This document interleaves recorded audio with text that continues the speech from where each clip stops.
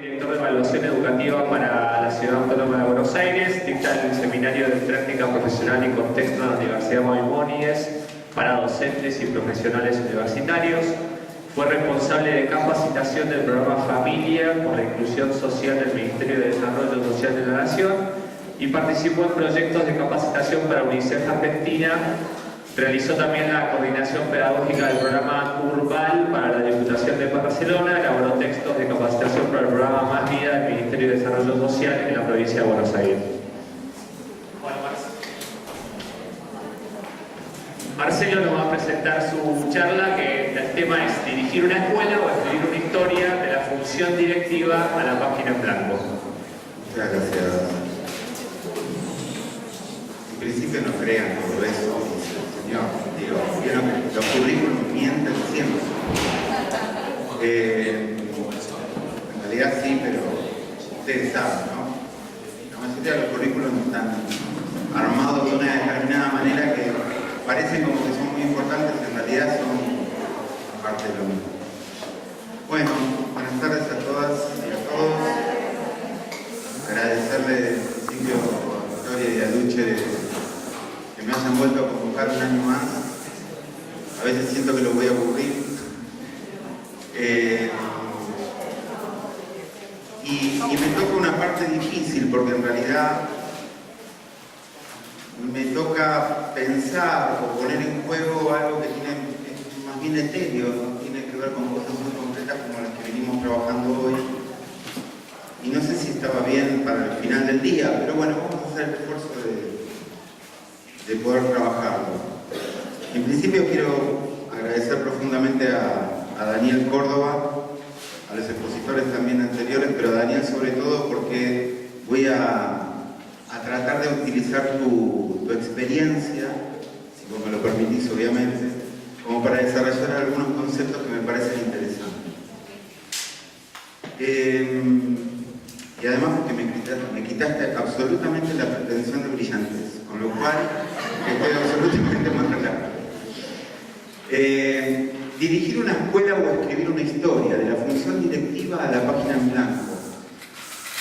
La idea que se me armó durante todo este año que vengo pensando y desarrollando en los distintos trabajos donde me toca estar, es que nosotros como docentes, como directivos, o aquellos que tenemos responsabilidades de gestión de alguna manera, hemos sido cooptados por el rol, hemos sido cooptados por una determinada función. En definitiva, hemos sido cooptados por lo que debemos ser, y no por aquello que sentimos que habría que hacer en determinadas situaciones en educación. Y digo cooptados porque en realidad es muy difícil empezar a pensarse o a reflexionar a partir de este rol que nos toca jugar a cada uno de nosotros en el lugar donde está, y sobre todo en el rol directivo, porque estamos atravesados todo el tiempo por, Esther Díaz diría, por poder. Estamos atravesados todo el tiempo por poder institucional, por poder de las organizaciones a las que pertenecemos, por poderes que se arman en los grupos donde trabajamos. Entonces es muy difícil, de alguna manera, desandar esa función que nos lleva todos los días a estar y decir, bueno, llego a la escuela y ahora hago y empiezo a funcionar, y a veces yo tengo como la sensación de que uno entra a la mañana en una especie de tubo del tiempo, sale a la tarde o al mediodía y dice, ¿qué pasó? ¿Qué hice en todo este tiempo? ¿No? O hice un montón de cosas, fue la agenda la que me llegó a mí, yo no llevé ninguna agenda. ¿Se entiende lo que quiero decir? Sí, nadie. Cuando escuchaba a Daniel, yo sentía que lo que Daniel, si vos ves que estoy diciendo algo que no tiene nada que ver con lo que vos haces, vos decime todo que sí, porque si no, no puedo seguir la charla. Voy a intentar captar algunas cosas que me parecen más que interesantes. Cuando hoy lo escuchaba a Daniel, yo decía, lo que está sucediendo ahí es lo que Deleuze llama acontecimiento. Eso que sucede o que está sucediendo en su práctica es un acontecimiento. Un acontecimiento para estos autores, para Deleuze y Guattari, es básicamente que suceda algo que ni aquel que se lo propuso está esperando. Está sucediendo algo que ni él espera que suceda. Simplemente está poniendo en juego, ¿sí?, cosas que no tienen que ver con un método. Y acá me meto, para la redundancia del lleno, con mi charla. Los métodos y las funciones han fracasado. Ahora vamos a ver con varios testimonios de autores y con un video, pero los métodos y las funciones como las conocemos están realmente en crisis. Cuando nosotros nos admiramos lo que él hizo, es porque en definitiva lo que estamos sintiendo es que ahí sucedió algo del orden de la vida, mucho más allá que del orden del método que él utiliza para enseñar o para... ¿sí? Cuando nosotros querramos copiarlo a él, automáticamente eso es un fracaso. El gran drama que tenemos es que cuando aparecen experiencias tan vitales, tan verdaderamente vitales, ¿sí?, enseguida nuestra modernidad racional, como vamos a ver más adelante, nos lleva a que agarrar y decir, bueno, yo quiero copiar esto que está haciendo él y lo voy a llevar a mi escuela, y por ahí al principio funciona, pero lo que él le está agregando es que él tampoco se dio cuenta hasta un determinado momento cómo llegó a generar todo eso que generó. Si nosotros no atravesamos esa experiencia, que es una experiencia vital educativa, que no tiene que ver con un método que tomo de un lado y lo aplico en otro, no vamos a alcanzar el mismo acontecimiento que él. De lo que se trata me parece educar, y por eso yo creo que les decía que es más etéreo lo que yo les quiero comentar. Y no porque sea etéreo no sea importante para la educación, sino simplemente lo que quiero decir es, no hay recetas. Lo que voy a intentar expresar hoy es esa actitud interna que en realidad la educación o el educador debería tener para que haga posible un acontecimiento, para que algo pueda suceder más allá de lo que yo pretenda que suceda. ¿Se entiende hasta acá? Sí.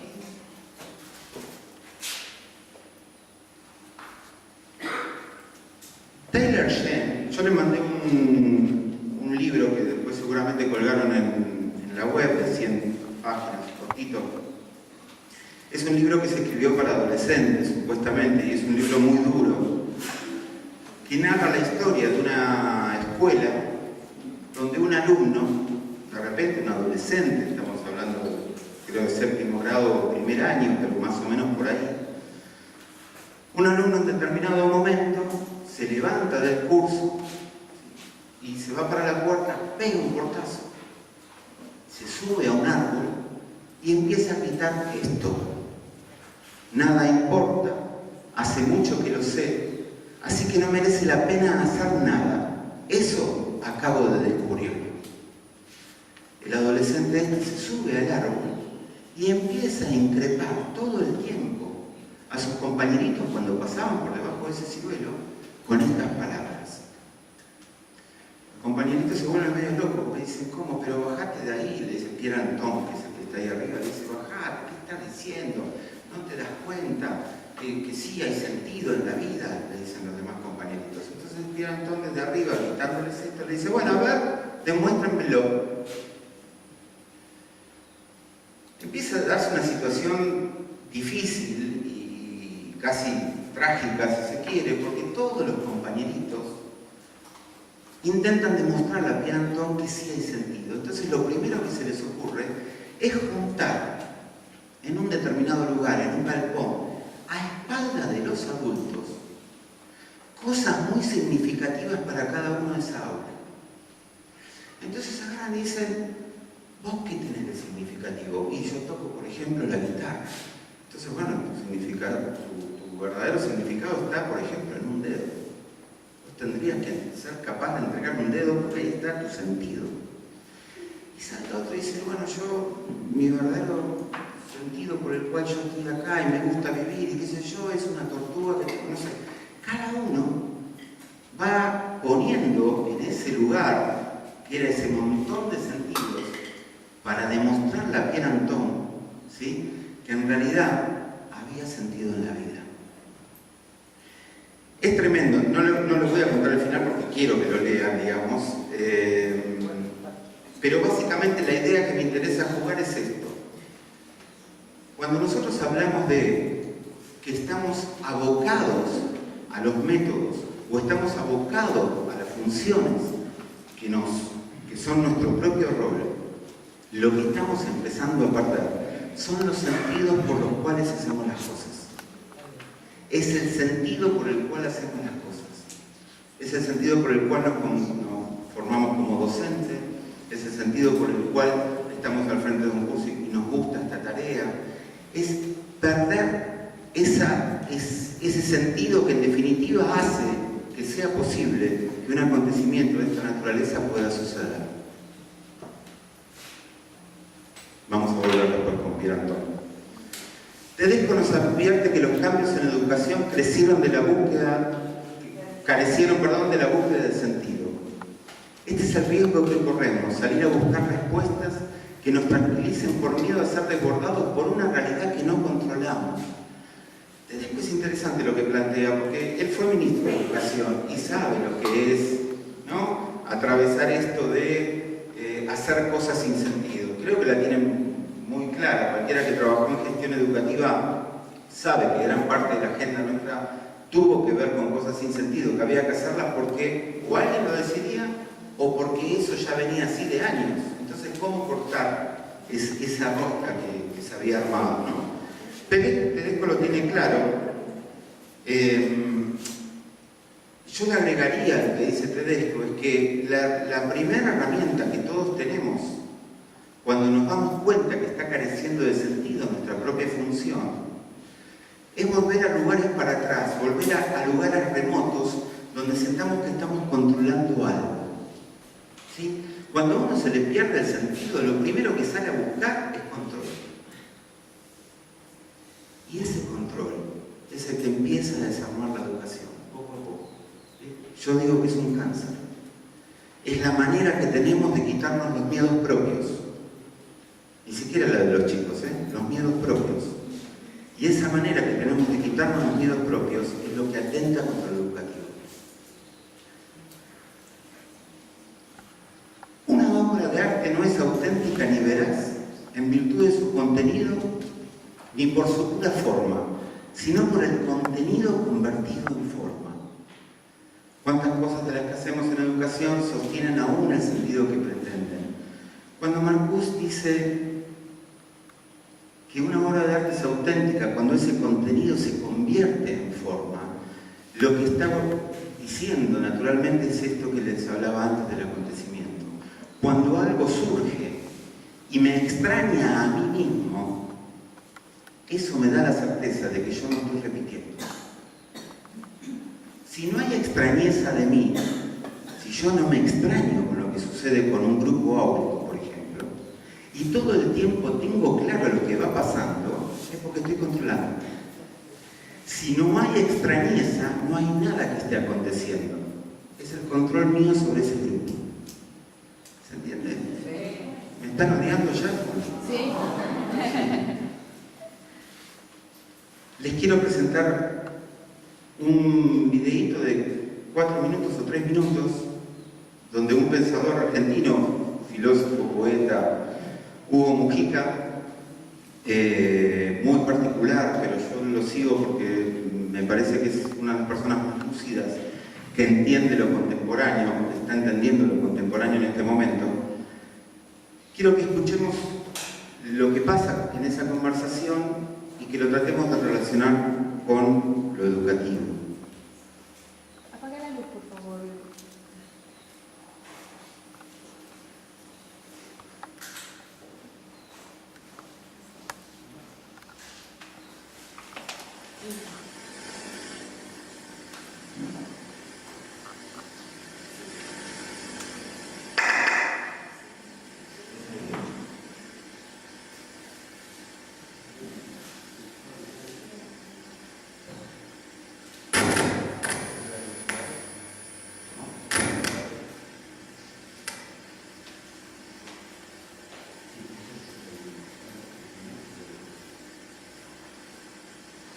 Tecnología siempre falla.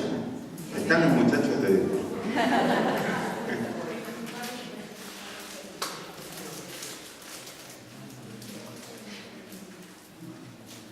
Ahí sale.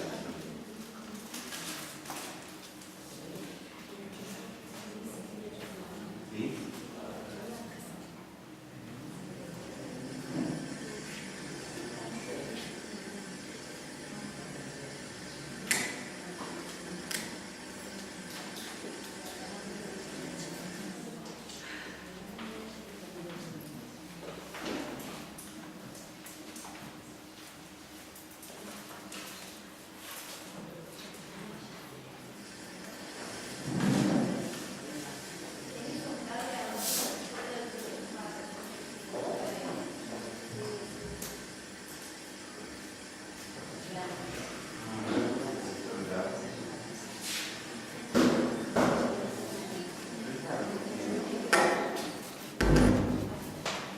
Ya la máquina solo se escucha.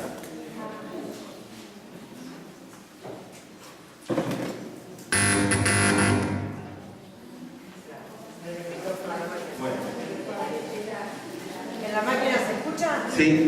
Y acercar el micrófono a lo mejor se escucha de la vez.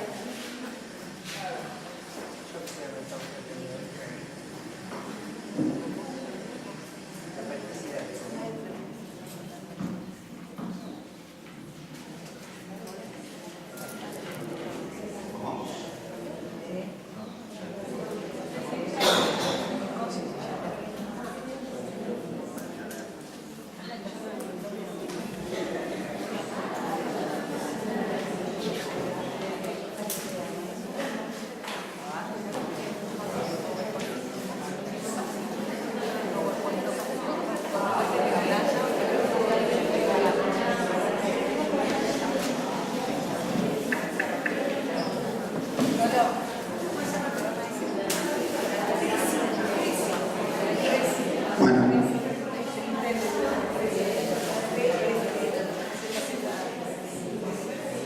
Eso me pasa por hablar del control. Sí. Lo que se me acaba de caer es el control sobre mi propia charla. Es un acontecimiento. Es un acontecimiento. En realidad, después vemos si lo podemos ver. Yo tengo formacitos en el auto más chiquitos, de última lo vemos, lo escuchamos después. Voy a tratar de reproducir lo que dice él tan magistralmente, digamos, que yo no creo que lo pueda lograr, pero me parece que entiendo que quiso transmitir. Él dice que estamos en un momento de transición, ¿sí? Que nosotros como hombres de la modernidad, que fuimos formados en la modernidad, estamos en un momento de transición, estamos transitando hacia algo que no sabemos qué es, ¿sí? El gran tema que va a plantear es que eso nos asusta mucho. Y como no sabemos lo que viene, ¿sí? La reacción natural es, en vez de trabajar con esa angustia y seguir avanzando, tratar de buscar qué fue lo que nos resultó en algún pasado más cercano. Si en mi infancia me resultó una escuela tradicional, etcétera, etcétera, yo voy a ir hacia ese lugar. Todas aquellas referencias que yo tenga de seguridad y de control sobre esa realidad que me está angustiando van a ser enseguida por mi persona tratadas de manotear para poder aplicar de alguna manera, ¿no? Entonces él dice que estamos en esa etapa de transición y dice también que la cultura moderna es muy soberbia, lo dice así con todos porque se cree que después de ellos no va a haber más nada, concretamente. Dice, ¿por qué nos tenemos que asustar porque viene algo nuevo? ¿Por qué tenemos que pensar que lo que ya está dado o que fue dado para nosotros es amenazante? Si en realidad, digo, han pasado un montón de cosas en la cultura, millones de cambios y sin embargo seguimos como transitando lugares, ¿sí?, de crecimiento y de cambio y demás. Él plantea que no es nuestra escuela la que está en crisis, es crisis de contexto. Y acá me parece que es importante trabajar esta idea. Nosotros, como estamos pensando en nuestras propias organizaciones, como directivos, docentes y demás, muchas veces suponemos que la crisis es nuestra, que nosotros no estamos pudiendo resolver lo que nos pasa.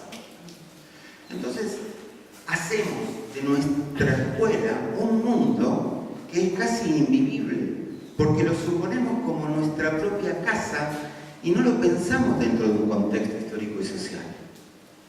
La crisis es de contexto. No es en mi escuela que estamos en crisis. No es en mi universidad, en mi lugar de trabajo que hay crisis porque tal o cual no me quiere o porque yo no quiero a tal o cual. Acá hay algo que me parece interesante trabajar. Yo pensaba cuando reflexionaba sobre esta cosa de cómo trabajar en las escuelas,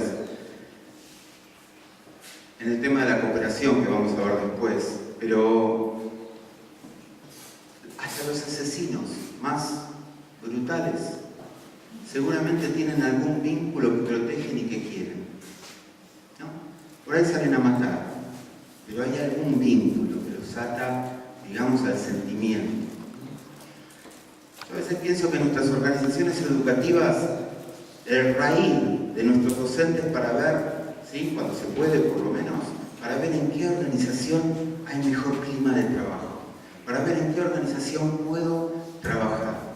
Sin embargo, me parece que el docente, o nosotros como docentes, deberíamos empezar a aprender que en todas las organizaciones y hasta con la gente que no queremos, podemos empezar a trabajar.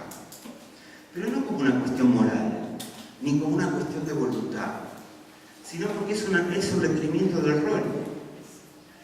Ya hoy es un requerimiento del rol. Yo ya no puedo pretender armar el equipo para empezar a hacer algo. O conseguir ese lugar que me haga sentir bien para, pues, bueno, ahora sí, acá me quedo, ¿no? Y acá empiezo a trabajar. Me parece que la construcción pasa por otro lado. Perdón. Él sigue hablando, Hugo sigue hablando. Los vivientes bostezan. Hugo lo que va a decir en ese pequeño video es que cuando nosotros le presentamos algo a nuestros niños, ¿sí?, él dice, los vivientes, los que vienen así con todo ese impulso de la vida nuevo, que están ellos en pleno acontecimiento, cuando nosotros le presentamos nuestro mundo, nuestra cultura, bostezan, dice. ¿Y por qué bostezan? Porque nosotros queremos presentarle algo. No queremos construir ese algo con ellos. Nosotros queremos decirle cómo son las cosas, pero ellos vienen de un mundo viviente muy distinto al nuestro. ¿Qué significa? ¿Que uno debería renunciar como educador? Vamos a ver que no. El desierto, va a decir Hugo, que cuando se refiere a ese espacio donde estamos transitando, que todavía no es ni super posmodernidad ni posmodernidad, que todavía nadie entiende qué es, dice, el desierto es un espacio para quejarse o para crear. Es un espacio para quejarse o para crear. Nosotros podemos estar parados en un espacio donde nos estamos quejando todo el tiempo y cualquiera, y esto me hago cargo porque lo vivo y lo siento y yo lo sufro y soy uno de los que me quejo, cualquiera que haya atravesado por una sala de profesores sabe que el lugar de la queja docente es muy fuerte, es muy difícil de trabajar con esos niveles, ¿no?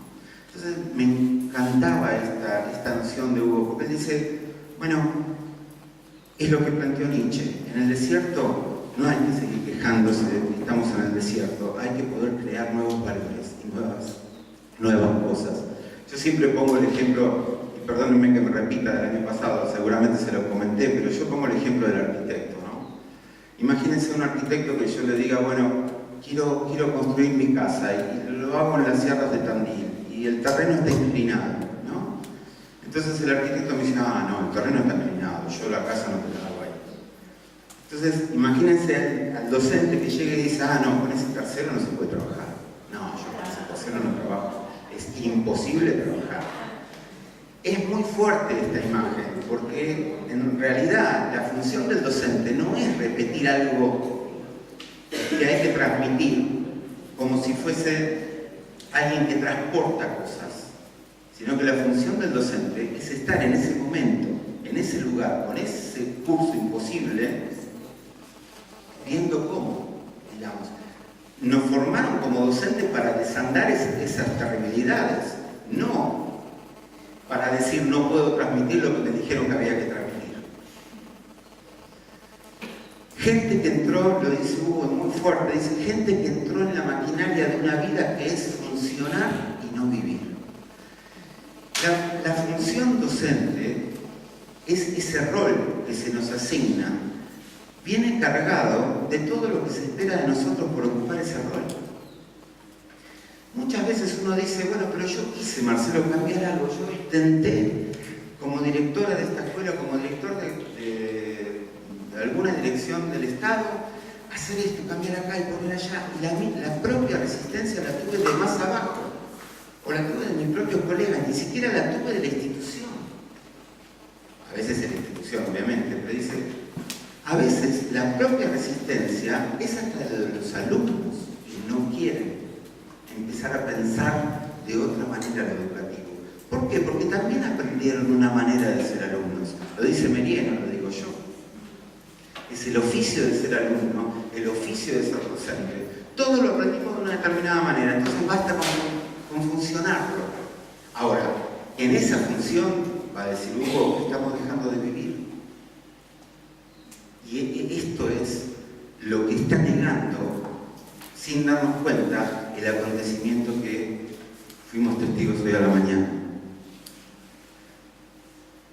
Miren lo que dice Hannah Arendt. Dice, en sus 8 ejercicios sobre la reflexión política nos advierte, pero incluso a los niños, a los que se quiere educar para que sean ciudadanos de un mañana utópico, en realidad se les niega su propio papel futuro en el campo político porque, desde el punto de vista de los nuevos, por nuevo que sea el mundo propuesto por los adultos, el mundo siempre será más viejo para ellos. O sea, por más que yo haga un esfuerzo progresista, y acá es donde yo me enojo con la tecnología pensada como lugar de que la tecnología va a cambiar por sí sola una realidad. De hecho la cambia, pero lo que quiero decir es que va a cambiar la educación. Como tenemos computadoras, entonces conectar igualdad, metimos computadoras en todos, entonces ya nuestros niños por generación espontánea van a mejorar en la calidad educativa. Eso es una falacia conceptual, ¿no? Me está tocando asesorar en lo que es la nueva escuela secundaria en la ciudad de Buenos Aires, ni les cuento. Se modifican todos los programas, cambian todos los contenidos. Renovamos la geografía, renovamos la historia, renovamos la matemática, todo con superluminarias. Ahora los docentes son los mismos. Entonces van a recibir esos contenidos, ¿sí? Y van a llegar a esas aulas con contenidos renovados, pero los mismos docentes que no pudieron modificar algunas cuestiones que tienen que ver con el rol docente, digamos, ¿sí? Y no con el oficio o con la función, sino con algo más de lo interno. Cuando Hannah Arendt dice esto, dice, yo me pregunto, ¿no? Entonces, ¿ahora qué significa? ¿Que debemos abandonar nuestra pretensión de educar como adultos a los niños que llegan a la cultura? Ustedes recuerdan la imagen de Antelo, ¿no? Sobre los niños que llegan a la cultura. Antelo dice que es un CPU, carne, pelos y uñas, ¿no? Y a partir de la cultura, los niños van incorporando, a partir de la escuela, los niños se van incorporando a la cultura. Yo digo, el adulto dejó de estar presente, un dejar de estar presente que no tiene nada que ver con lo que entendemos con la noción de autoridad. Y acá quiero detenerme un poquito. Cuando ustedes lean ese libro, que les contaba al principio, lo que sucedía es que todos los niños buscaban el sentido a espaldas de sus adultos. Entonces, entre ellos se decían, che, no le contemos al profesor tal y a este tal, no le contemos lo que estamos haciendo, porque nos van a cortar. O sea, todo el planteo de la autora es que en definitiva los niños buscaban su sentido solos como grupo, porque tenían miedo de que los adultos le aborten la búsqueda de sentido. Fíjense qué profundo y qué difícil que es este punto, ¿no? Entonces todo lo hicieron a espaldas de los adultos. Ahora, claro, ¿qué pasó? Como lo hicieron a espaldas de los adultos, llegaron a un punto donde al guitarrista le cortaron el dedo. ¿Por qué? Porque no había un adulto que estaba caminando con ellos. Había adultos que eran amenazantes, no que caminaban con ellos. Entonces, cuando nosotros decimos la noción del estar presente, el estar presente no tiene que ver con la autoridad, no tiene nada que ver con la autoridad. El estar presente tiene que ver con la posibilidad de empezar a caminar con esas preguntas de esos niños, a ver a dónde nos llevan, ¿sí? Y dejar que ese acontecimiento que me sorprenda a mí pueda suceder. Acá hay algo que no se puede negar, y me encantaría después en la cena preguntarle a Daniel toda la angustia que padeció y todo el miedo que padeció. Cuando en algún determinado momento él dice, bueno, no tengo lo seguro de los pibes, si a uno le pasa algo acá, ¿qué hago? Soy responsable yo de esto, por más que no sé qué cosa. Todo eso se traduce en angustias y miedos. Ahora, sin ese atravesamiento de esa angustia y miedo, o en definitiva del caos, no hay creación. O se atraviesa o se vuelve un lugar seguro. El lugar seguro es repetición. Perdón. Sí. El adulto necesario, capaz de construir sentido con los niños, de descubrir el sentido con ellos, de eso se trata, de descubrir.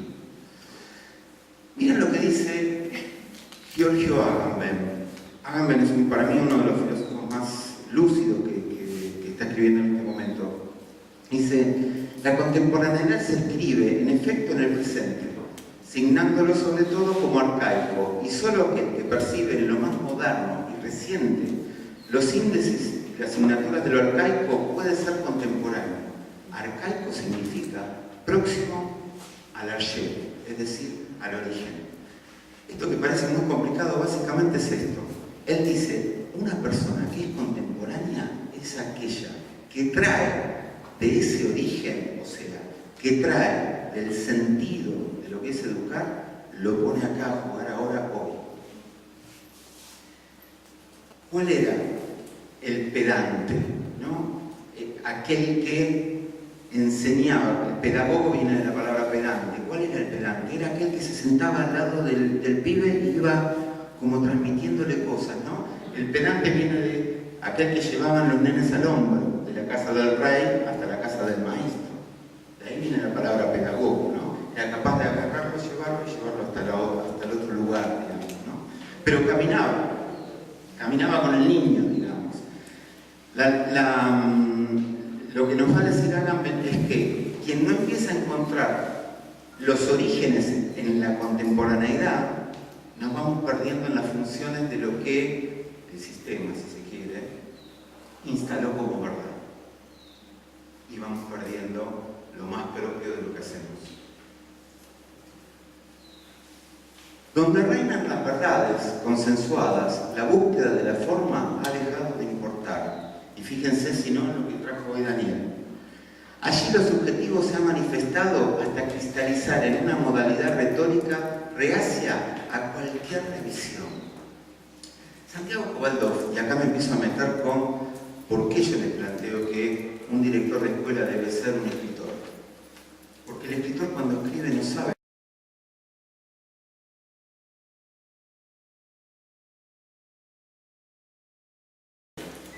No tiene todo claro.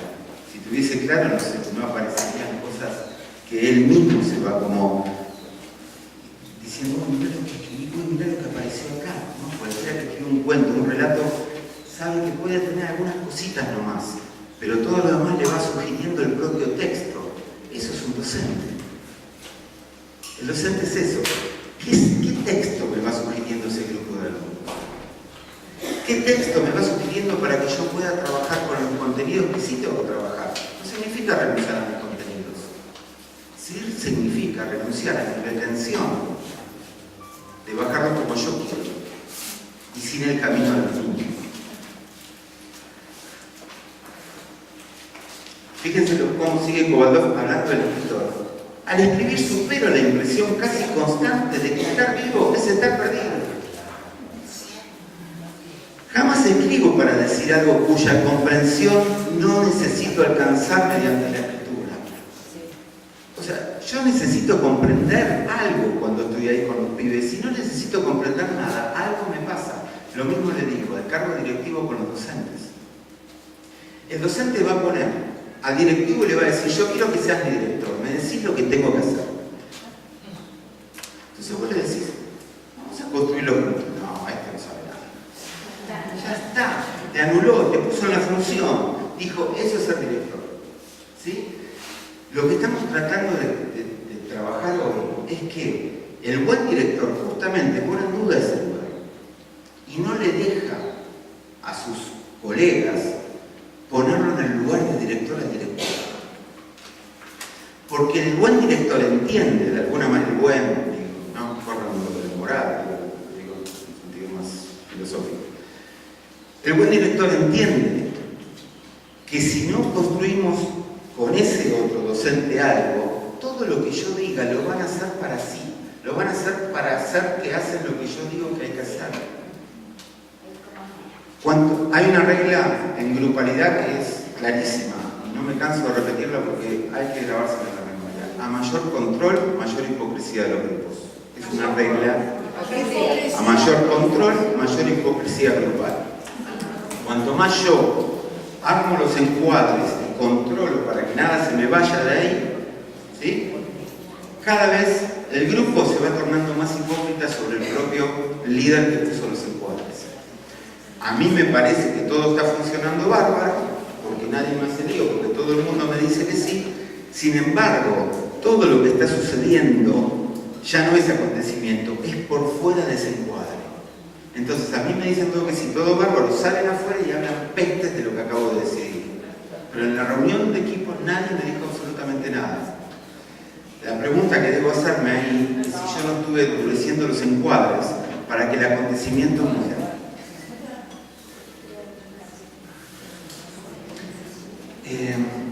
Me desalienta enunciar por escrito lo que ya sé, dice Santiago Kovaldov. Me parece tautológico, un procedimiento administrativo, dice él.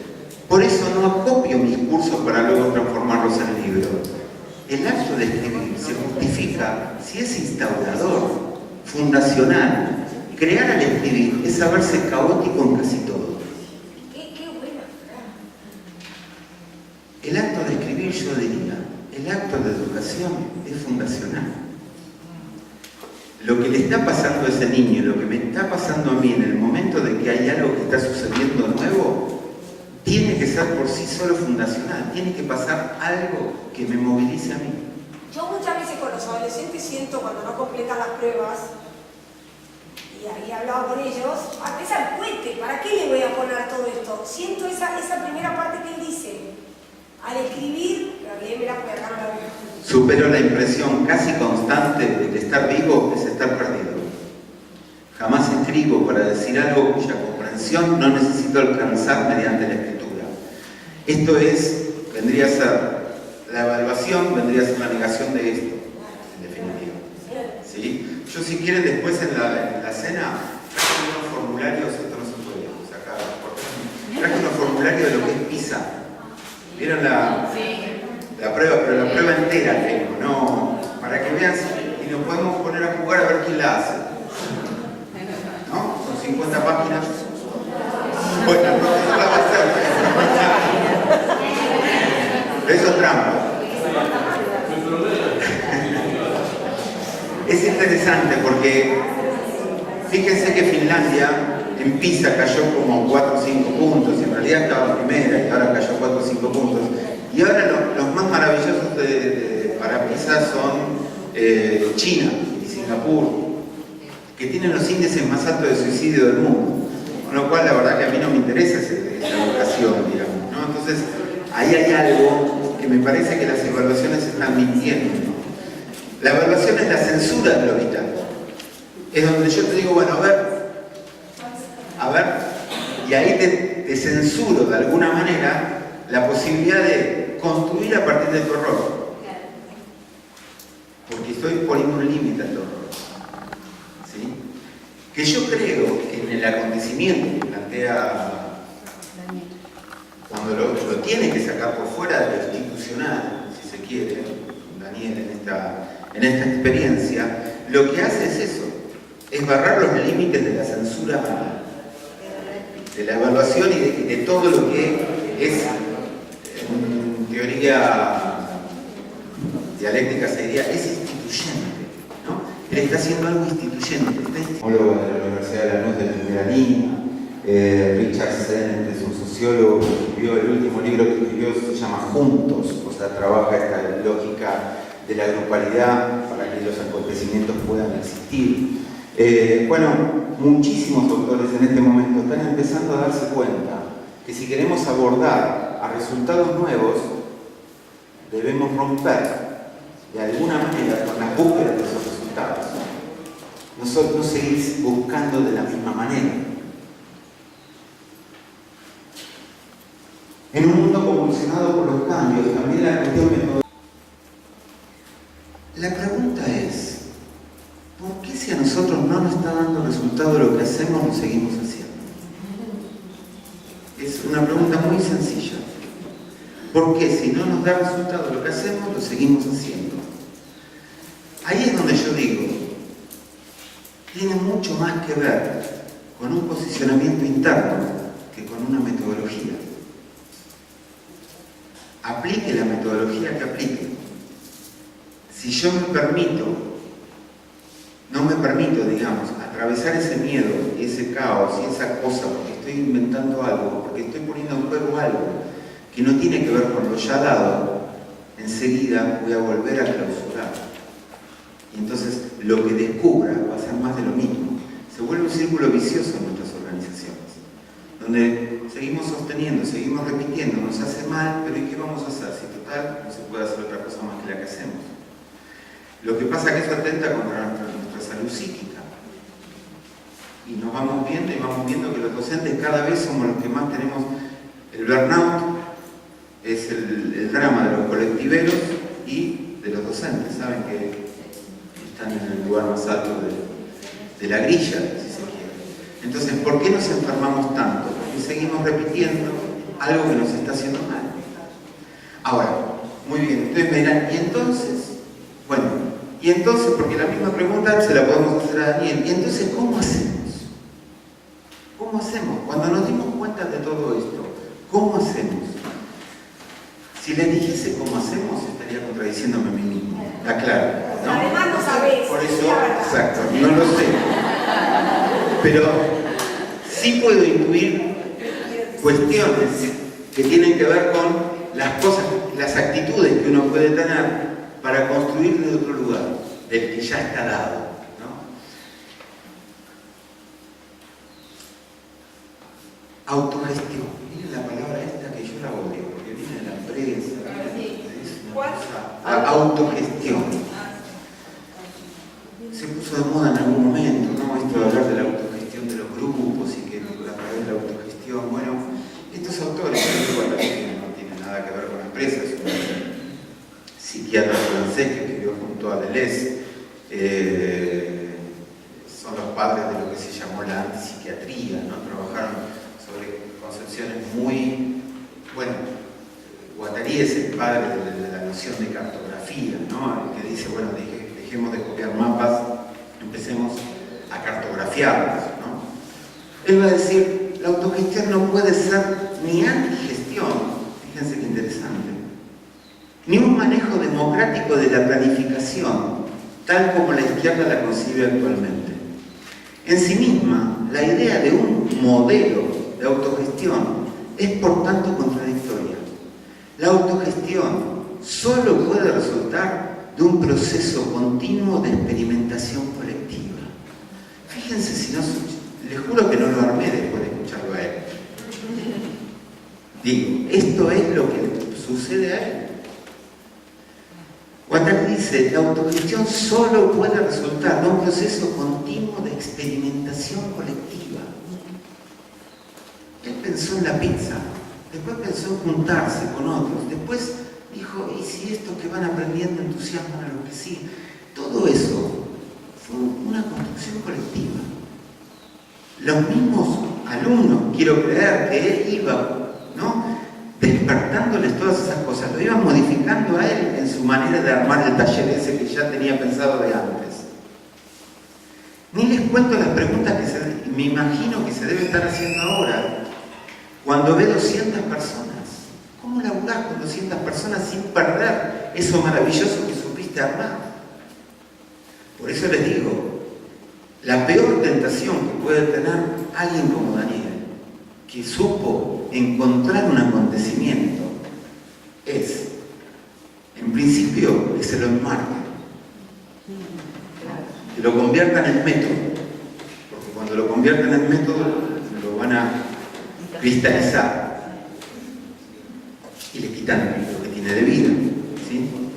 Y el otro gran desafío que me parece que tiene, que cuando alcanzan esas dimensiones, y esto lo dice también Félix Guattari concretamente cuando habla de las micropolíticas, a lo tuyo le llaman micropolíticas del encuentro.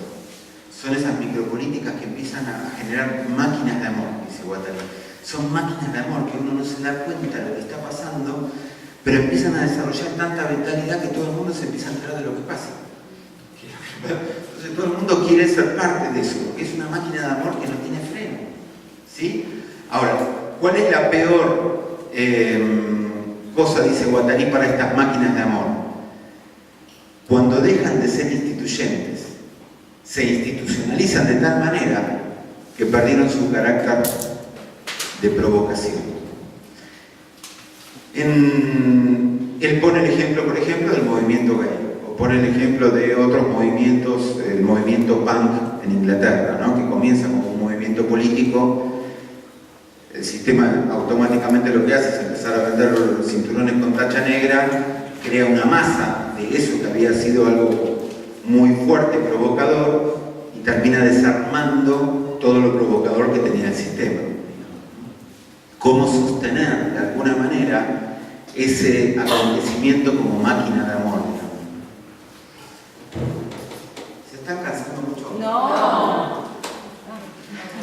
La autogestión no puede ser sinónimo de autonomismo generalizado, de un cierre sobre territorialidades celosas unas de otras. Fíjense qué interesante. La familia, la comunidad, el partido, la raza.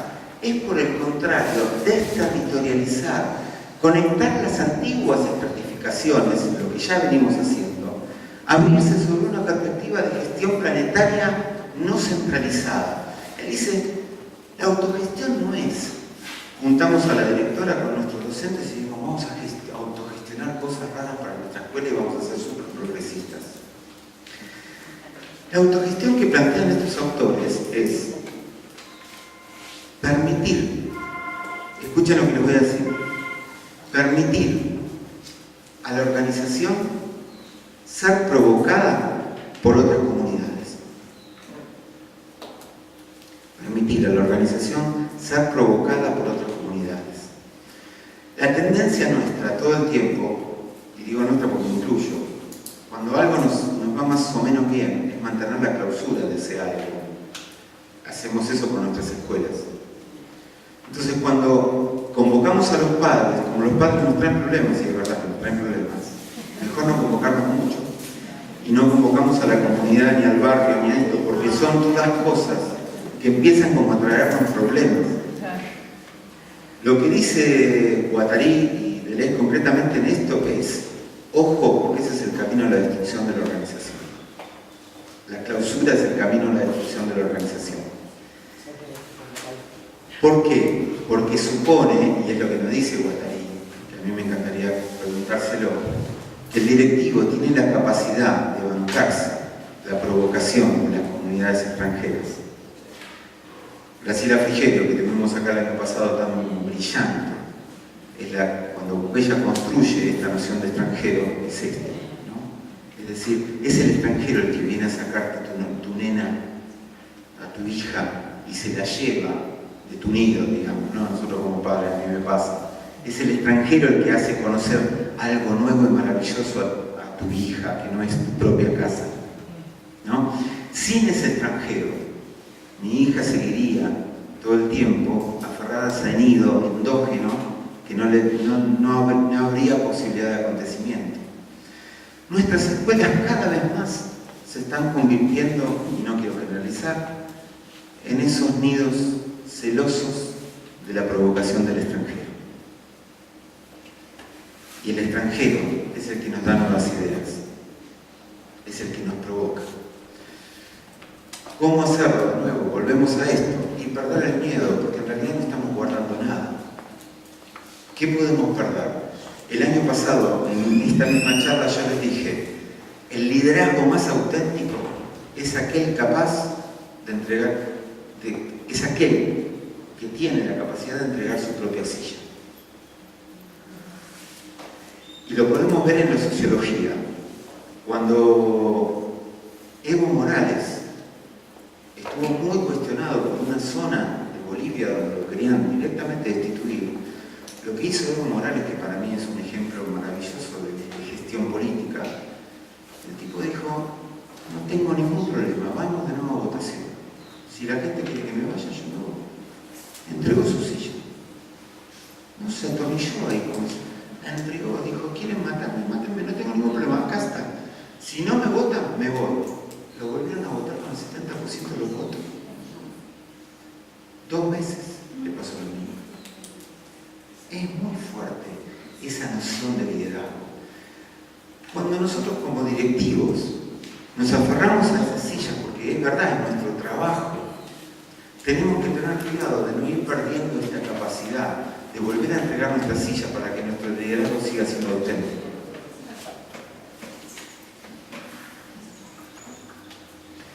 La sociedad moderna, dice Sennett, este autor que acaba de escribir, este es el último libro de él, que se llama Juntos, descualifica a las personas para la práctica de la cooperación. Todo el libro trata de esto de una manera magistral, de cómo nuestra sociedad nos ha descalificado para cooperar entre nosotros, nos descualificó, nos quitó la cualidad de lo cooperativo. La autogestión que hablaba antes de Leslie, que tiene que ver con esta posibilidad de abrir los diálogos hacia los extranjeros y la capacidad de la cooperación que se nos propone, digamos, para empezar a construir nuevas comunidades educativas, o como queramos llamarlo, tiene que ver en principio desde los liderazgos con la capacidad de entregar esa silla, y tiene que ver también con la capacidad de renunciar al propio proyecto. Y acá es donde no quiero deprimirlos, porque no es así, porque después viene algo, no sé, no viene nada en realidad, pero voy a intentar no deprimirlo.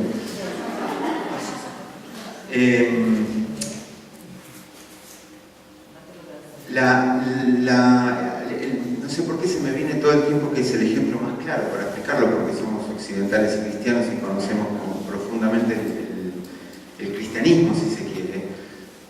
Pero aquel que permaneció más en el tiempo, en la conciencia y en la historia del mundo de Occidente, que fue Cristo, fue aquel que fue capaz de renunciar a todo su poder. No lo estoy pensando en términos religiosos, estoy pensando en términos de liderazgo grupal y en términos de casi material sociológico, si se quiere.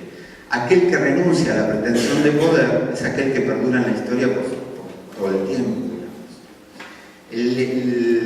Después la Iglesia, pobre, ¿no?, con todos sus errores y idas y vueltas, lo que hizo fue querer volver a instalar ese hecho que fue de una debilidad absoluta y extrema en un lugar de poder de nuevo y convertir a ese gesto en un gesto poderoso, y en realidad fue el gesto de mayor debilidad que se conoce en la historia, digamos, ¿no?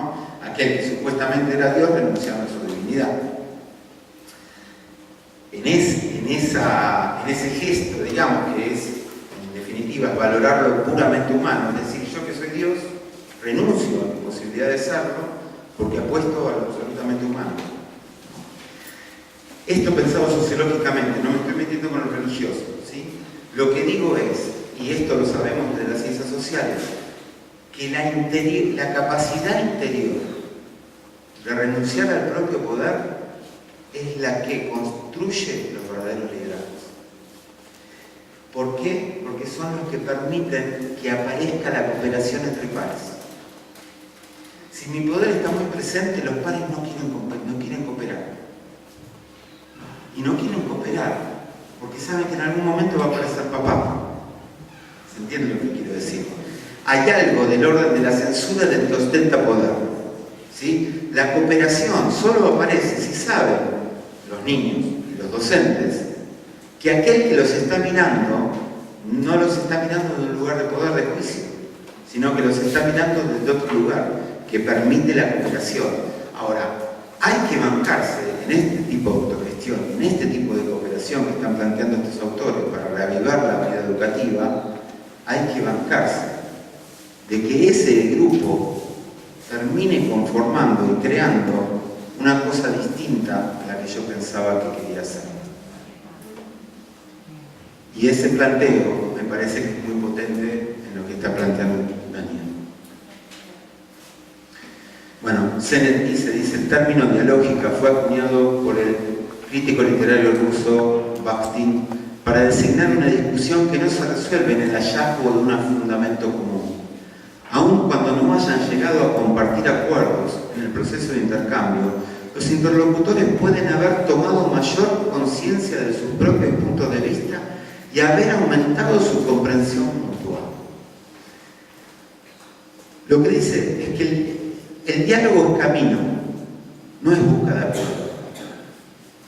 Esta es la diferencia. Nosotros entendemos el diálogo como búsqueda de consenso y búsqueda de acuerdo. Entonces todos vamos a dialogar para ponernos de acuerdo en lo que vamos a hacer. ¿Saben qué? Eso es más de lo mismo. Es construir un mapa.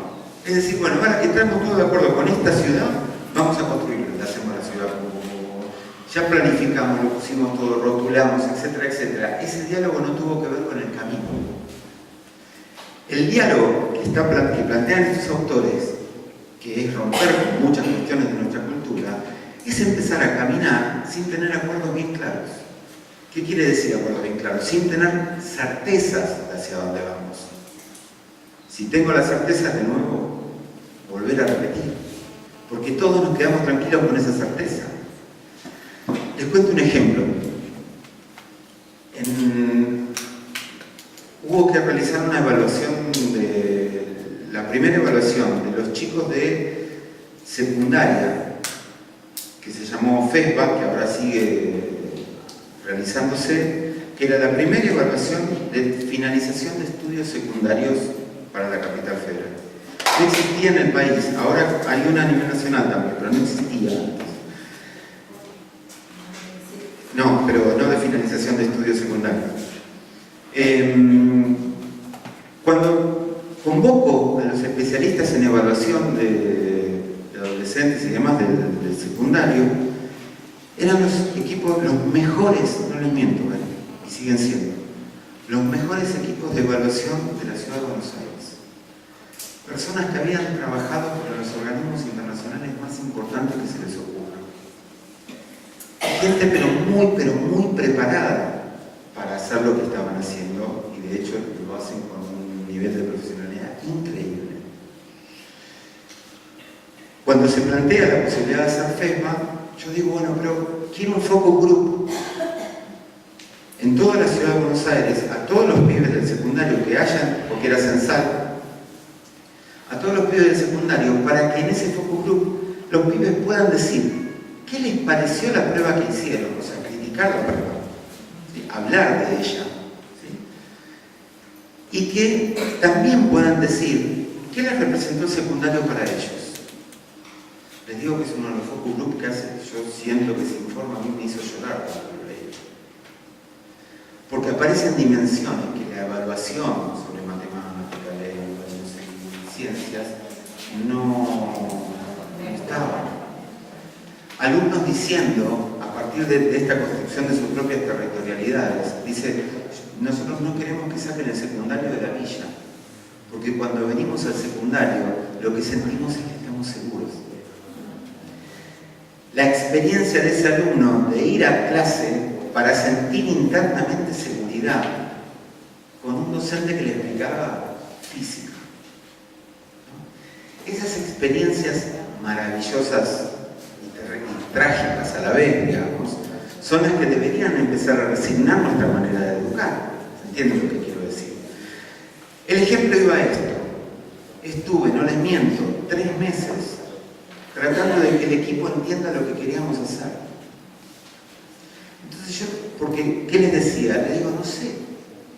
Yo lo que tengo es la intuición de que quiero tomar focus group y ver qué pasa. ¿Pero para qué?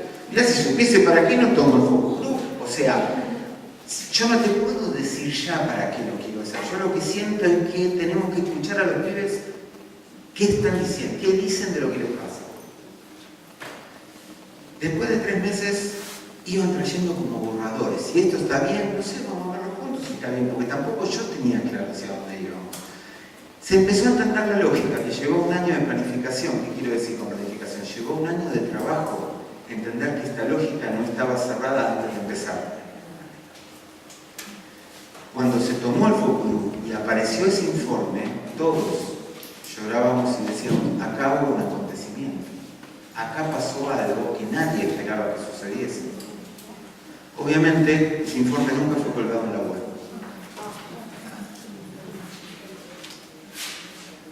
Se lo puedo pasar. Sí, se lo voy a pasar. Ya termino, me quedan dos filminas más.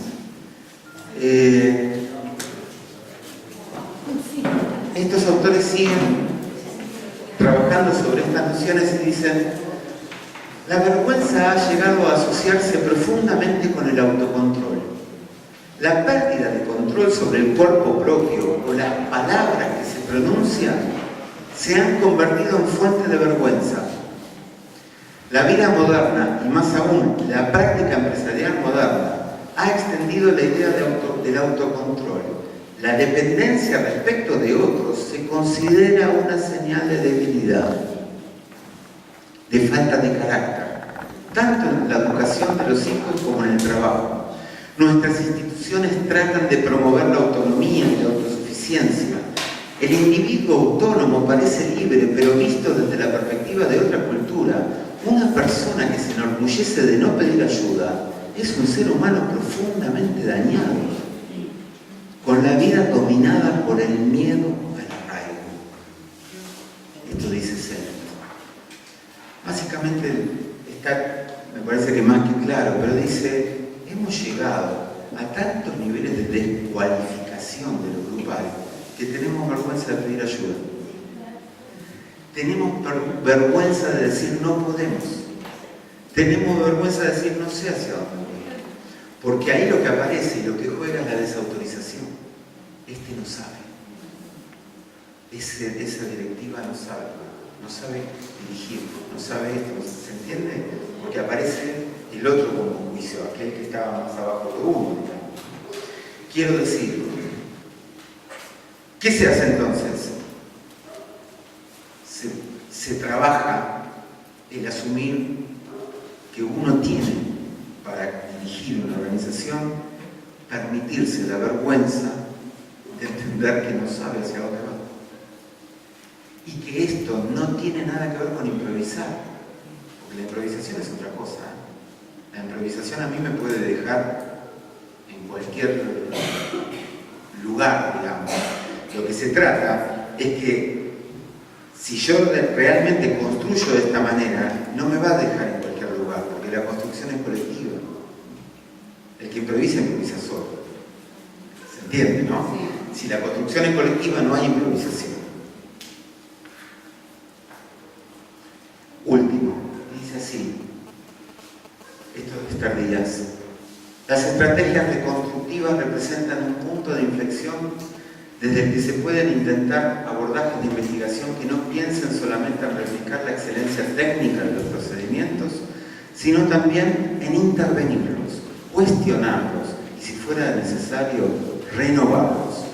Si Nicolás Copérnico y Galileo Galilei no hubieran revisado los principios aristotélicos, no habría surgido la ciencia moderna. Si Albert Einstein no hubiera sospechado de la física newtoniana, no habría anunciado la teoría de la relatividad. Si Louis Pasteur no hubiera rechazado el concepto de generación espontánea, no habría logrado técnicas de inmunización. De manera similar, salvando las obvias diferencias, los investigadores, yo pondría ahí los docentes, no podríamos modular los métodos vigentes como un intérprete modula la partitura musical, o ampliar nuestra mirada de lo que meramente procedimental y extendería a la génesis y el destino comunitarios de nuestras investigaciones, o ser micromilitantes de las teorías y de las prácticas sin perder por ello nuestra solidez de expertos. Ella dice que un experto que se considera que sabe lo que es su función y su rol, que no se anima a perderse, nunca llegó a la categoría de experto. El perderse es la máxima capacidad que tiene aquel que sabe. ¿Se entiende lo que quiero decir? El que se anima a perderse. Si se atiende, si en este punto, cuando estamos por dar este salto, yo le llamo este salto pedagógico, ¿no?, que debemos hacer para que cada vez no nos alejemos más de nuestros alumnos y de nuestros docentes, está asignado por la pérdida del puesto, es muy difícil hacerlo, ¿se entiende lo que quiero decir? Pero también es real que conservarlo de esa manera nos constituye en funcionarios y no en docentes, de alguna manera, que quieren que en sus aulas, en sus organizaciones y en sus espacios algo del orden del acontecimiento pueda suceder. Muchísimas gracias a todos.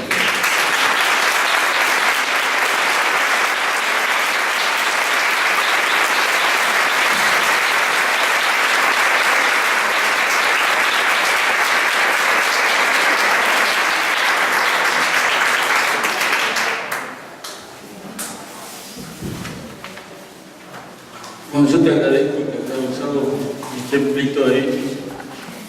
Y más que una pregunta, quería hacerte un aporte y contestarte algunas cuestiones y compartirlo acá con mis colegas. Hay un matemático que se llama Taleb. Taleb. Sí, Daniel, párate.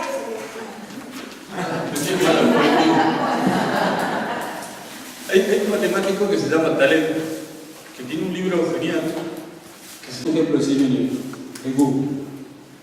Era poco probable que existiera un buscador que de pronto te trajera toda la información. Otro ejemplo de cine negro es el 11S, la Torre Gemela, la caída de la Torre Gemela. Era poco probable que ocurriera una cosa así, pero cuando ocurrió, fíjense lo que es. Un amigo brasileño de la Universidad de São Paulo que me ayuda a entender lo que me pasa, me dijo que tu proyecto es un cine negro. Vos jamás te pensaste que ibas a lograr un sistema universitario chiquito con la mayor cantidad de ingresantes al 11. Nunca te imaginaste que ibas a llenar de alumnos el grupo de física de la universidad, gente que sea de tu grupo. Nunca ibas a imaginar que se iban a reciclar tantos pibes. Y es verdad, nunca me lo propuse. Nunca fue saliendo. Y hay una cuestión más que tiene que ver con ese acontecimiento. Esto de ser marginal es interesante, porque yo fui un marginal, es más, fui un ocupa de una institución federal en lo cual me ubiqué, y que de pronto, cuando los medios, lo que decía esta mañana, de pronto dicen 200 chicos se juntan, ¿a quién felicitamos acá? Al ocupa. Era el ocupa que estaba usando el sistema universitario. Y cuando lo institucionaliza, dice, usted el colegio que lo ha hecho, tómelo de nuevo y institucionalizó. Yo me sentía bien con un número de resolución, porque pensaba que después iba a venir lo seguro que se me unía. Porque la directora que lo tenía que gestionar se sentía tocada por el poder. decir, de pronto el curso era más importante que su institución. De pronto cuando un administrativo dice, esto fue terrible porque lo empecé a pensar en cuanto bajé la escalinata y dice, profe, la gente llama acá más preguntando por su curso que por inscribirse en mi colegio. Y dije, esto va a tener problemas. Y así fue, porque inmediatamente que le ponen el lugar de resolución, me piden todos el protocolo propio que le piden una materia. Yo le dije, es que esto no puedo armarlo de la misma forma, no puedo caer. Y inmediatamente aparece, no vas a entrar en el circuito de la plata, no vas a entrar en el circuito. Y no entré. Y no entré. Pero eso es. Y hay que actuar. Entonces había dos situaciones que es lo que vos lo captaste. O sufría enseñando de la misma manera el claustrado limitado, o sufrían pensando que era un marginal. Yo elegí lo segundo, me salió bien, entre comillas, ¿no? Todavía sigo luchando, pero es muy cierto. Con respecto a Taleb, a este matemático, a este libro, que se los aconsejo, es un muy buen libro que sirve para entender aquello que es poco probable que ocurra, pero cuando ocurre, tiene consecuencias. El marido que dice que se fue a pescar, pero se fue con la otra, y cuando lo descubren, las consecuencias son. Es un problema de cine negro.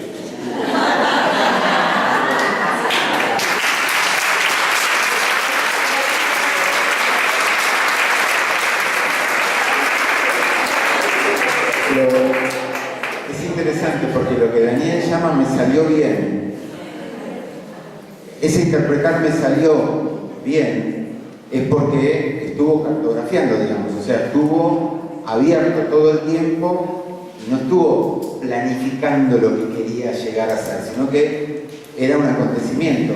Ahora, en definitiva, lo que también hay que decir es que no es que le salió bien. Lo que está claro es que apostar a la construcción colectiva con aquellos que vienen de la cultura, sucede esto. Pero no por una regla matemática, porque si no lo volvemos a abrochar, digamos, sino tienen un diseño educativo donde los maestros, para ser maestros, por lo menos tienen que tener nivel de maestría.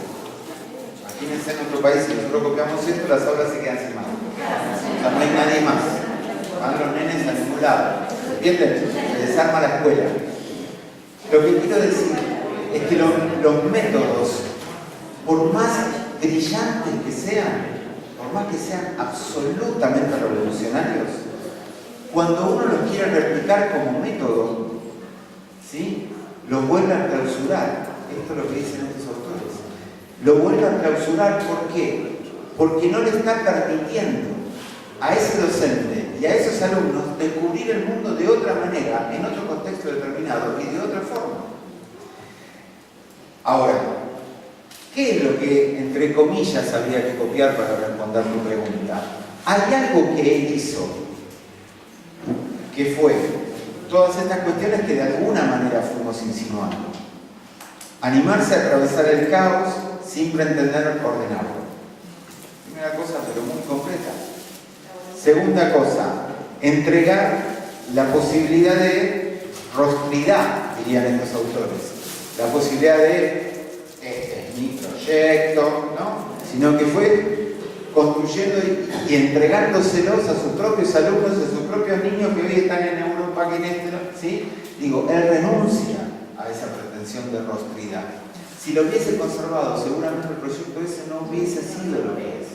Bueno, ya hay dos cosas muy, muy concretas para hacer, ¿sí?